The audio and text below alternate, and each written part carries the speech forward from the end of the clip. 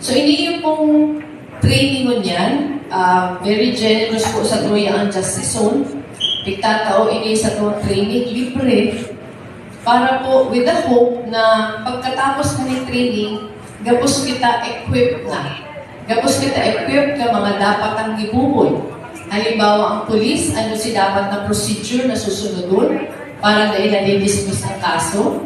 Ang barangay, ano si dapat ginigibo ang mga barangay officials para dahil na-dismiss ang kaso. Ang gusto ta pong gibuhon na sa tuyang syudad, maging tranquilo, data po ini yung ma-achieve kundi kita magtrabangan. Ugma po kitang maray sa Justice Zone na very active sila sa pag-atubang ta sa gabos na challenges na pigsasabat sa tuyang syudad.